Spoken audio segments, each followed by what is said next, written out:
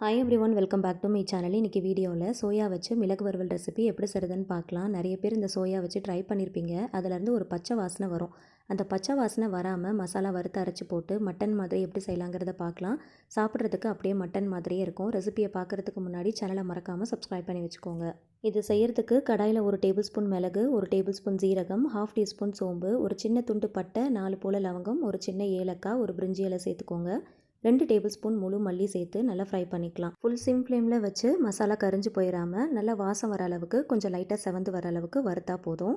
இதை வறுபட்டதும் ஆற வச்சு மிக்ஸி ஜாருக்கு மாற்றி நம்ம அரைச்சி எடுக்க போகிறோம். இதை வறுக்கும் போது நல்ல வாசனை வரும். இந்த அளவுக்கு செவந்து வந்ததும் ஸ்டவ் ஆஃப் பண்ணிவிட்டு ஆற வச்சு எடுத்துக்கலாம். ரொம்ப நேரம் வறுத்துட்டோம் அப்படின்னா கரிஞ்சு போன மாதிரி ஆகிடும். மசாலா கசப்பு தன்மை கொடுத்துரும். அப்போ நம்ம செய்கிற ரெசிபி நல்லா இருக்காது. ஸோ அதனால் கசப்பு தன்மை இல்லாமல் செய்கிறதுக்கு லைட்டாக பார்த்து வறுத்து எடுத்துக்கோங்க. இப்போ அதே கடாயில் 2 கைப்பிடி அளவுக்கு ஃப்ரெஷ்ஷான கருவேப்பிலையை நல்லா சுத்தமாக வாஷ் பண்ணிவிட்டு அதையும் நல்லா கிறிஸ்பி ஆகிற அளவுக்கு பொறுமையாக வறுத்து எடுத்துக்கோங்க. இந்த அளவுக்கு நல்லா கிறிஸ்பியாக வறுத்ததும் ஆல்ரெடி வறுத்த மசாலாவோடு சேர்த்து ஆற வச்சுட்டு மிக்ஸி ஜாருக்கு மாற்றி நல்லா கோர்ஸாக பவுடர் பண்ணி எடுத்துக்கோங்க. இது செய்கிறதுக்கு மண்சட்டி கடாயில் 1 டேபிள் ஸ்பூன் நல்லெண்ணெய் சேர்த்துருக்குறேன். நல்லெண்ணெயில் செய்யும் போது டேஸ்ட் ரொம்ப நல்லாயிருக்கும். ஆயில் சூடானதும் 1/4 டீஸ்பூன் சோம்பு சேர்த்து பொரிய விடுங்க. ஒரு பெரிய வெங்காயத்தை பொடியாக நறுக்கிட்டு இது கூட சேர்த்துக்கலாம். காரத்துக்கு ஏற்றா போல் பச்சை மிளகாய், கருவேப்பிலை இதெல்லாமே பார்த்து சேர்த்துக்கோங்க. இது கண்ணாடி பதம் வர அளவுக்கு நல்லா வதக்கி விட்டுக்கலாம். இந்த ரெசிபிக்கு தேவையான அளவுக்கு கொஞ்சமாக கல் உப்பு சேர்த்துருக்குறேன். உப்பு சேர்த்து வதக்குறதுனால சீக்கிரமாக வதங்கிரும்.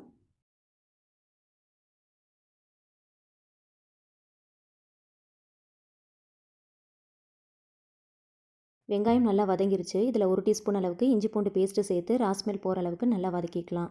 எப்பயுமே எந்த ஒரு ரெசிபி செஞ்சாலும் நல்லா வதக்கிட்டு செஞ்சோன்னா டேஸ்ட் ரொம்ப நல்லாயிருக்கும். இதை செய்யறதுக்காக 250 ml கப்பில் 1 கப் அளவுக்கு சோயா எடுத்துருக்கிறேன். சோயாவை நம்ம அப்படியே போட்டு செஞ்சோன்னா பச்சை வாசனை வரா மாதிரி இருக்கும். ஒரு மாதிரி கசப்பு தன்மை கொடுக்கும். அந்த மாதிரி வராமல் இருக்கிறதுக்காக ஃபஸ்ட்டு சோயாவை ஒரு 2 டைம்ஸ் கிட்ட நல்லா வாஷ் பண்ணிக்கோங்க. அதுக்கப்புறமா நல்ல தண்ணி ஊற்றி தேவையான அளவுக்கு உப்பு சேர்த்து நல்லா பாயில் பண்ணிக்கோங்க. ஒரு 5லேருந்து 10 நிமிஷம் வரைக்கும் நல்லா கொதிக்க விடுங்க. இது நல்லா கொதித்து வரும்போது அந்த பச்சை வாசனை இருக்காது, கசப்பு தன்மையும் இருக்காது. கொஞ்சம் வெந்து வந்துடும். இப்போ இந்த தண்ணி எல்லாமே நல்லா ஒட்டை பிழிஞ்சு எடுத்துகிட்டு இது கூட சேர்த்து நல்லா வதக்கி விட்டுக்கலாம். சோயா வச்சு எந்த ரெசிபி செஞ்சாலும் இதே ப்ரொசீஜரை நீங்கள் ஃபாலோ பண்ணிக்கோங்க. தண்ணியில் நல்லா கொதிக்க வச்சுட்டு அந்த தண்ணியை நல்லா ஒட்டை பிழிஞ்சிட்டு அதுக்கப்புறமா சேர்த்து பண்ணும்போது பச்சை வாசனையும் வராது, கசப்பு தன்மையும் இருக்காது. இந்த எண்ணெயோடு சேர்த்து நல்லா வதக்கி விடுங்க. வதக்கும் போது சுத்தமாக அந்த பச்சை வாசனை இருக்கவே இருக்காது. சோயாவை வெறுமனே சாப்பிட்டு பார்க்கும்போது எந்தவித டேஸ்ட்டும் இருக்காது. அதனால் அதை வேக வைக்கும் போது கொஞ்சமாக கல்லுப்பு சேர்த்து நல்லா வேக வச்சிங்க அப்படின்னா அந்த உப்புத்தன்மை அதில் நல்லா பிடிக்கும். ஸோ அதனால் எந்த ஒரு ரெசிபி செஞ்சாலும் உப்பு கரெக்டாக இருக்கிற மாதிரி இருக்கும். வெங்காயத்தில் நல்லா வதக்குனதுக்கப்புறமா 2 தக்காளி பழத்தை நல்லா பேஸ்ட்டாக அரைச்சி இது கூட சேர்த்துக்கலாம். புளிப்பு இல்லாத தக்காளியாக பார்த்து எடுத்துக்கோங்க. தக்காளி பழத்தை முழுசாக சேர்க்குறத விட இந்த மாதிரி நல்லா அரைச்சிட்டு சேர்க்கும் போது கிரேவிக்கு நல்ல ஒரு திக்னஸ் கிடைக்கும். தக்காளியோடைய பச்சை வாசனை போனதுக்கப்புறம் தான் மசாலா பொருட்கள் சேர்க்கணும். இதை மூடி போட்டு ஒரு 5 நிமிஷம் வேக வச்சிங்க அப்படின்னா தக்காளியோடைய பச்சை வாசனை சுத்தமாக போயிடும். கலர் நல்லா சேஞ்ச் ஆனதுக்கப்புறமா தேவையான மசாலா பொருட்கள் இதில் சேர்த்துக்கலாம். 1/4 டீஸ்பூன் அளவுக்கு மஞ்சள் தூள், காரத்துக்கு ஏற்றா போல் காஷ்மீரி மிளகாய் தூள் சேர்த்துக்கோங்க. நான் 1 டீஸ்பூன் அளவுக்கு தான் சேர்த்துருக்கிறேன். காஷ்மீரி மிளகாய் தூள் சேர்க்கும் போது நல்ல காரமும் கிடைக்கும், கலரும் கிடைக்கும். சப்போஸ் உங்ககிட்ட இல்லை அப்படின்னா நார்மல் மிளகாய் தூள் சேர்த்துக்கோங்க. வறுத்து அரைச்சி வச்சிருக்கிற மசாலாவை அப்படியே இது கூட சேர்த்துக்கலாம். நான் சொன்ன குவான்டிட்டி கரெக்டாக இருக்கும். இதை அப்படியே சேர்த்துட்டு நல்லா மிக்ஸ் பண்ணி விடுங்க. மசாலா பொருட்கள் எல்லாமே சோயாவோட சேர்த்து நல்லா கோட் ஆகிற அளவுக்கு ஒரு 5 நிமிஷத்துக்கு நல்லா வதக்கி விடுங்க. அதுக்கப்புறமா வாட்டர் ஆட் பண்ணிக்கலாம். இந்த மாதிரி நல்லா வதக்கும் போது சோயாவில் இந்த மசாலா எல்லாமே நல்லா கோட் ஆகும். மசாலா வாசனையும் நமக்கு சுத்தமாக வராது.